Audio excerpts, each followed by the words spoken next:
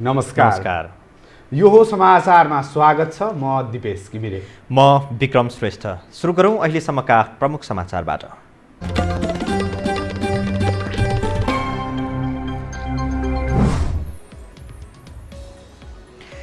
देशभर आज थप 279 जनामा कोरोना संक्रमण पुष्टि। उपचारपछि घर फर्किनेको संख्या 674 पुग्यो। कोरोना नियन्त्रणका लागि प्रभावकारी काम गरेको प्रधानमन्त्री ओलीको दावी। भारतद्वारा अतिक्रमित भूमि फिर्ता लिएरै छाड्ने प्रतिबद्धता।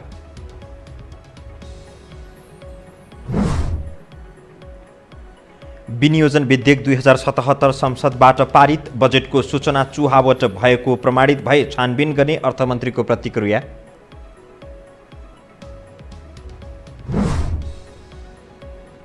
बाहिर असन्तुष्टि नदेखिए पनि नेकपामा आन्तरिक विवाद चुलिँदै। विवाद नमिल्दा अमेरिकी परियोजना एमसीसी अन्योलमा।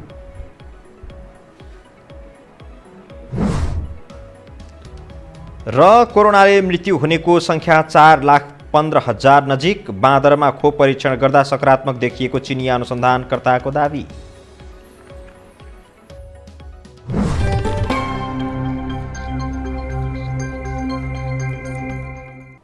अब समाचार विस्तारमा।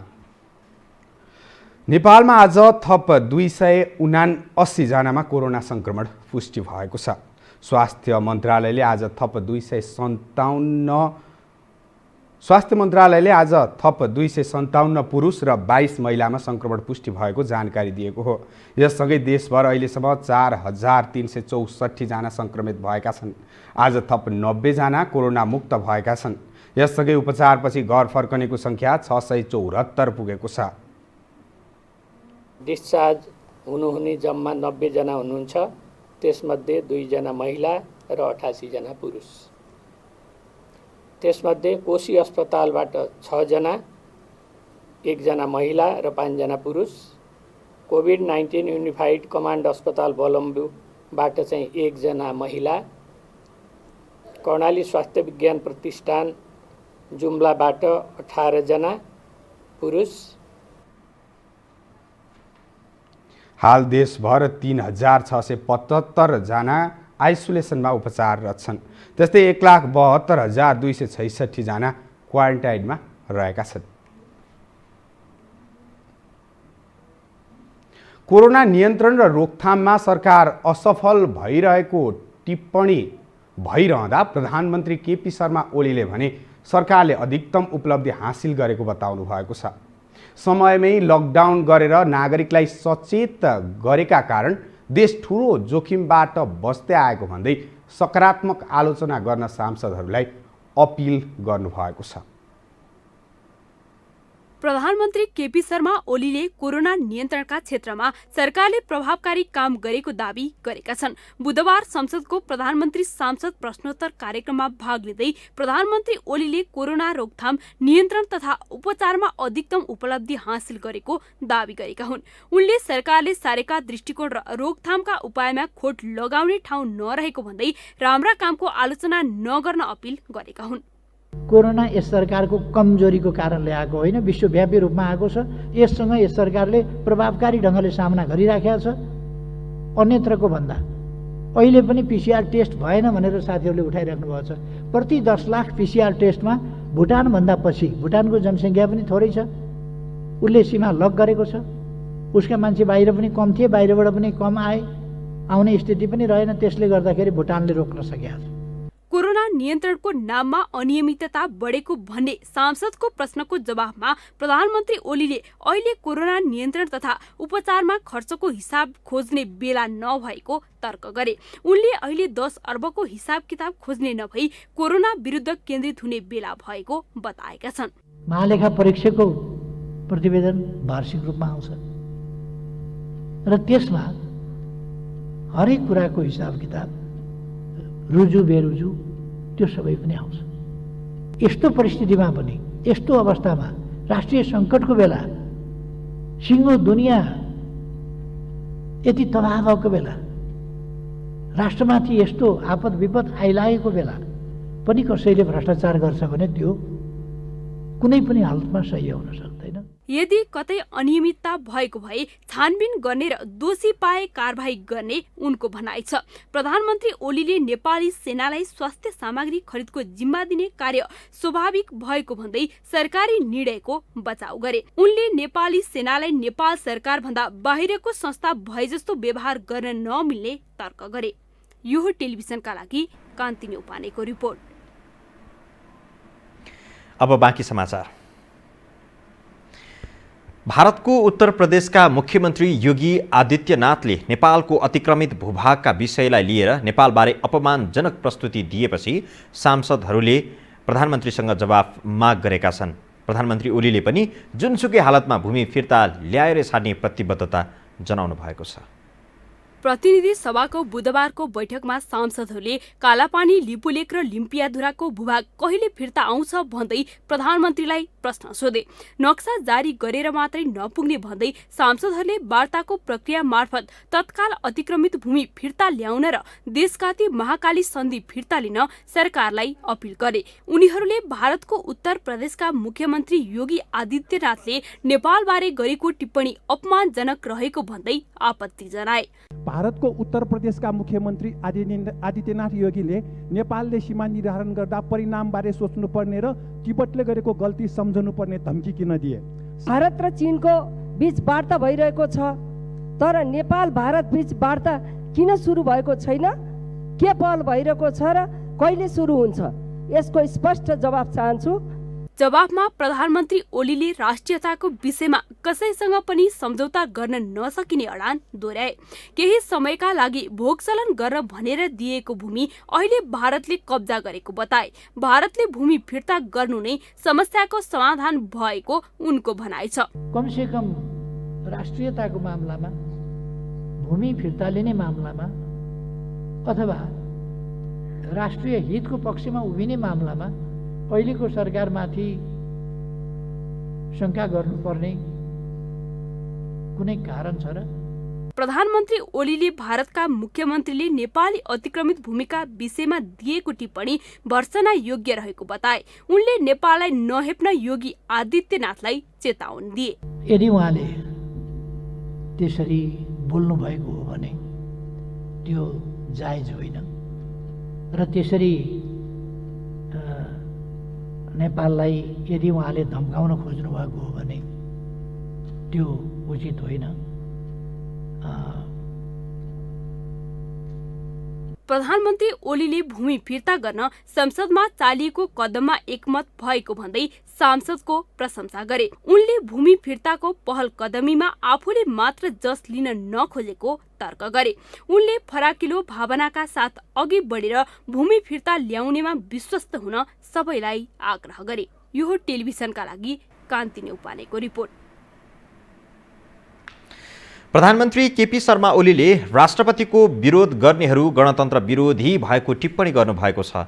प्रतिनिधि सभाको आजको बैठकमा प्रधानमन्त्री ओलीले पछिल्लो समय ससाना विषयमा पनि राष्ट्रपति जस्तो निष्पक्ष र मर्यादित संस्थामाथि आक्रमण हुने गरेको आक्रोश पोख्नुभयो।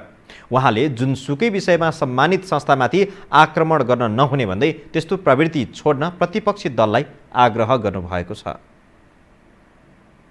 गणतन्त्रको विरोध यस्तो घुमाएर गर्ने कि राष्ट्रपतिमाथि खनिने, राष्ट्रपतिमाथि प्रहार गर्ने, अनि कुर्सी कसले किनेर ल्यायो राष्ट्रपतिलाई थाहा हुन्छ, राष्ट्रपतिले अर्डर गर्छ कुर्सीको। प्रधानमन्त्रीले कार्पेट कहाँनेरि राखियो प्रधानमन्त्रीले थाहा पाउँछ? त्यो गर्ने काम प्रधानमन्त्रीको हो र त्यहाँ? अनि प्रधानमन्त्रीको निवासमा कार्पेट कहाँनेरि राखियो, कहाँनेरि राखिएन प्रधानमन्त्रीलाई थाहा हुन्छ, राष्ट्रपतिलाई थाहा हुन्छ कहाँनेरि कार्पेट राखो, कसले खरिद के गर्यो भन्ने कुरा। प्रधानमन्त्री ओलीले जेमा पनि राष्ट्रपतिको विरोध गर्ने र दलगत रूपले हेर्ने कुरा उचित नभएको तर्क गर्नुभयो। उहाँले राष्ट्रपतिलाई निष्पक्ष मर्यादित संस्थाको रूपमा व्यवहार गर्नुपर्नेमा जोड दिनुभएको छ। प्रधानमन्त्री केपी शर्मा ओलीले नेपालीको रोग प्रतिरोधात्मक क्षमता उच्च भएको दाबी गर्नुभएको छ। संसदमा सांसदहरूको प्रश्नको जवाब दिँदै प्रधानमन्त्री ओलीले हिमाली क्षेत्रको हावापानी, जीवनशैली र खानपान नेपालीको रोग प्रतिरोध शक्ति उच्च रहेको तर्क गर्नुभयो। हिमालको स्वच्छ पानी र जडीबुट्टी र दैनिक प्रयोग हुने औषधिजन्य मसलाको प्रयोगका कारण नेपालीको इम्युनिटी पावर राम्रो भएको उहाँको तर्क छ। यो उकाली ओह्राली गर्ने, परिश्रम गर्ने, फिजिकल वर्क गर्ने र यस्तो देशका मान्छेहरूको स्वाभाविक रूपमा यो वैज्ञानिक कुरा हो। जहाँ योगाको ट्रेडिसन छ, जहाँ व्यायामको ट्रेडिसन छ, यस देशमा जहाँ योगा पैदा भयो, यस देशमा इम्युन सिस्टम तगडा छ भन्ने कुरा स्वतः सिद्ध छ। प्रधानमन्त्री ओलीले आधुनिकताका नाममा नेपालमा परम्परागत खानपान र जीवनशैली नत्याग्न आग्रह गर्नुभयो। उपयुक्त योग र व्यायाम तथा उच्च मनोबलको माध्यमबाट रोगलाई जित्न सबै नागरिकलाई प्रेरित गर्नुपर्ने पनि उहाँको भनाइ छ। प्रतिनिधि सभाले विनियोजन विधेयक 2077लाई पारित गरेको छ। प्रतिनिधि सभाको आजको बैठकमा सभामुख अग्निप्रसाद सापकोटाले उक्त विधेयक निर्णयार्थ प्रस्तुत गर्नुभएकोमा सदनले बहुमतले पारित गरेको हो। यसअघि अर्थमन्त्री डाक्टर युवराज खतिवड़ाले बजेटमा उक्त विनियोजन विधेयक पारित गरियोस् भनी प्रस्ताव प्रस्तुत गर्नुभएको थियो। बैठकमा सभामुखले उक्त प्रस्ताव बहुमतले पारित भएको घोषणा गर्नुभयो। त्यस्तै सांसदहरूले विनियोजन विधेयकमाथि राखेका खर्च कटौतीका प्रस्तावहरू भने बहुमतले अस्वीकृत भएका छन्। संवैधानिक व्यवस्था अनुसार अर्थमन्त्री खतिवड़ाले यही जेठ 15 गते सदनमा आगामी आर्थिक वर्ष 2077-78 को राजस्व र व्ययको वार्षिक विवरण बजेट प्रस्तुत गर्नुभएको थियो। यसैबीच अर्थमन्त्री डाक्टर युवराज खतिवड़ाले बजेट निर्माणका क्रममा करका विषयमा सूचना चुहावट भएको भए छानबिन गर्न सकिने बताउनु भएको छ। संघीय संसद प्रतिनिधि सभाको बुधबारको बैठकमा आर्थिक विधेयक 2077 माथिको सामान्य छलफलका क्रममा सांसदहरूले उठाएका प्रश्नको जवाफ दिँदै अर्थमन्त्री खतिवड़ाले विद्युतीय सवारीको कर बढाउने विषयमा चुहावट भए नभएको छानबिन गर्न सकिने बताउनुभयो। विधेयक माथिको सामान्य छलफलका क्रममा सांसदहरूले बजेट सार्वजनिक हुनुभन्दा पहिला नै विद्युतीय सवारी साधनमा कर बढाउने विषय चुहावट गरिएको भन्दै प्रश्न गरेका थिए। अर्थमन्त्री खतिवड़ाले जेठ 1 गतेदेखि 7 गतेसम्म 75 वटा र 16 गतेसम्म 19 वटा विद्युतीय गाडी भन्सारबाट छुटेको र कुनै पनि व्यावसायिक घरनाको प्रभावमा परि कर बढाउने विषय चुहावट नभएको स्पष्ट पार्नुभयो। त्यसैगरी अर्थमन्त्री खतिवड़ाले करका अङ्गहरू परिवर्तन जेठ 14 गते राति नै हुने भएकाले चुहावट हुने कुनै ठाउँ नरहेको स्पष्ट पार्नुभयो। उहाँले करका विषयहरूलाई व्यक्तिको निष्ठा र कुनै व्यावसायिक घरनासँग जोडेर हेर्ने काम नगर्न समेत आग्रह गर्नुभयो। अब बाँकी समाचार। पछिल्लो समय नेकपाको नेताहरूको असन्तुष्टि बाहिर नछाडे पनि आन्तरिक विवाद भने जिउका त्यौँ नै रहेका छन्। कोरोना महामारी, एमसीसी र सीमा विवादले पार्टीगत असन्तुष्टि ओझेलमा परे पनि आन्तरिक विवाद भने चुलिन थालेको छ। मुलुक नै कोरोना संक्रमणको त्रास र सीमा समस्या लगायत विषयमा केन्द्रित रहँदा सत्तारूढ दल नेकपामा अहिले विवाद साम्य भएको जस्तो देखिएको छ। तर नेताहरू नै विवाद नटुङ्गिएको स्वीकार गर्छन्। राष्ट्रिय अन्तर्राष्ट्रिय मुद्दाका कारण नेताहरूमा मौनता देखिए पनि असन्तुष्ट पक्षको विवाद भुसको आगो झैं सल्किरहेको छ। दोस्रो तहका नेतामा मात्र होइन, हाइकमाण्ड सचिवालयमा समेत मिलेनियम च्यालेन्ज कर्पोरेसन एमसीसी पारित गराउने वा नगराउने भन्ने विषयमा सहमति जुट्न नसकेको नेताहरू बताउँछन्। विवाद मिलिसके भए त पार्टीमा कार्यदल बनाउनु पर्ने, छलफल गर्नुपर्ने आवश्यकतै हुँदैन थियो। सचिवालयको बैठक नै छलफलको लागि हो भनेपछि नमिले हुनाले चाहिँ बैठक नगर्ने भन्ने त मिलेन नि। नमिलेकै कारणले त छलफल गरेर निष्कर्ष निकाल्नु पर्यो। त्यसो त नेकपाका हाइकमाण्ड नेतृत्वबीच बढ्दो शक्ति सङ्घर्ष र अध्यक्ष केपी शर्मा ओलीको एकलौटी निर्णयका कारण स्थायी कमिटी सदस्य मात्र होइन, केन्द्रीय कमिटीका नेता र कार्यकर्ता रुष्ट बनेका छन्। कम्युनिस्ट आन्दोलनमा लामो समय व्यतीत गरेका नेता समेत पार्टीमा एकलौटी निर्णय हावी भएको भन्दै असन्तुष्ट देखिएका छन्। कम्युनिस्ट सिद्धान्त अवलम्बन गर्ने दलभित्रै बहस छलफल नभई असन्तुष्टि मात्रै चुनिँदा यसले गम्भीर सङ्कट निम्त्याउन सक्ने नेताहरू बताउँछन्। तर पनि नेतृत्वकर्ताहरू भने सत्ता र शक्ति सङ्घर्षको उपयोगबाट माथि उठ्न सकेका छैनन्। यो टेलिभिजनका लागि कान्ति नेउपानेको रिपोर्ट। समाजवादी पार्टीले सांसद सरिता गिरीलाई व्यक्तिगत रूपमा दर्ता गरेको संविधान संशोधन प्रस्ताव फिर्ता लिन निर्देशन दिएको छ। बुधबार पार्टीका प्रमुख सचेतक उमा शङ्कर अर्गरियाले विज्ञप्ति जारी गर्दै गिरीलाई संशोधन प्रस्ताव फिर्ता लिन निर्देशन दिनुभएको हो। पार्टीले सो प्रस्ताव फिर्ता नलिए कारबाही गर्ने चेतावनी समेत दिएको छ।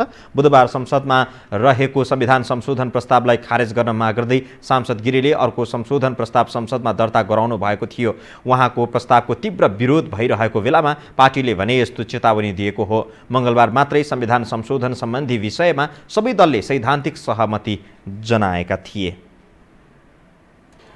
कोरोना भाइरसबाट विश्वभर मृत्यु हुने व्यक्तिको सङ्ख्या 4,15,000 नजिक पुगेको छ। त्यस्तै आज अपराह्नसम्म सङ्क्रमितको सङ्ख्या 73,50,000 आएको छ। विश्व स्वास्थ्य सङ्गठन WHO का अनुसार कोरोना भाइरसका कारण बिरामी भएका 36,27,000 निको भएका छन्।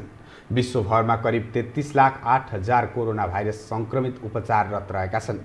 WHO का अनुसार संयुक्त राज्य अमेरिकामा मात्र 20,46,000 कोरोना भाइरस सङ्क्रमित रहेका छन्। यस प्रकोपका कारण अमेरिकामा 1,14,144 व्यक्तिको मृत्यु भइसकेको छ।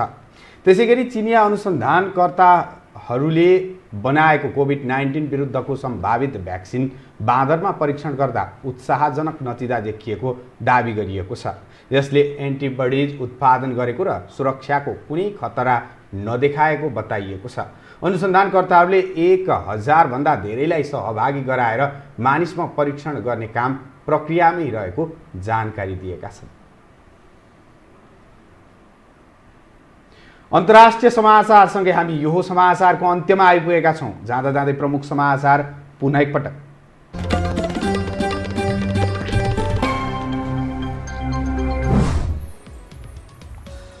देशभर आज थप 279 जनामा कोरोना संक्रमण पुष्टि। उपचारपछि घर फर्कनेको सङ्ख्या 674 पुग्यो।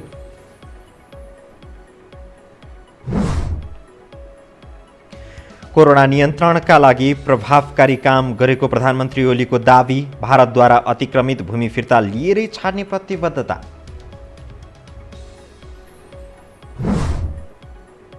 विनियोजन विधेयक 2077 संसदबाट पारित।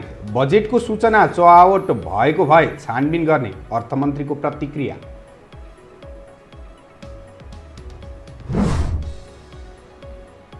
बाहिर असन्तुष्टि नदेखिए पनि नेकपामा भित्रै मनमुटाव चुलिँदै। विवाद नमिल्दा अमेरिकी परियोजना MCC अन्योलमा।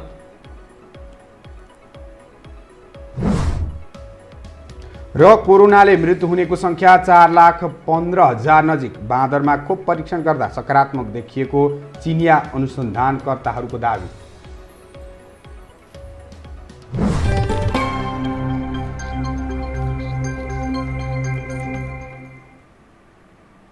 हवस् त, यो समाचार अहिलेलाई सकियो। समाचार बुलेटिनका साथै यो टेलिभिजनका सम्पूर्ण कार्यक्रम यो खबर.com, युट्युब र फेसबुकमा पनि पढ्न र हेर्न सक्नुहुनेछ।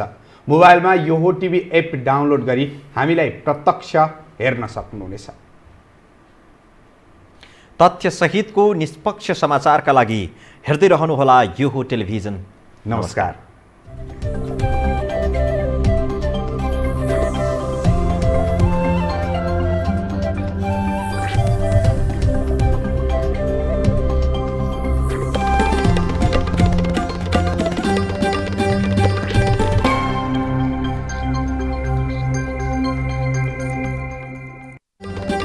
यो हो समाचारको साथमा PNB हस्पिटल, स्वास्थ्य उपचारको क्षेत्रमा अग्रणी हस्पिटल। स्वास्थ्य स्तरमा वृद्धि, जीवनमा समृद्धि।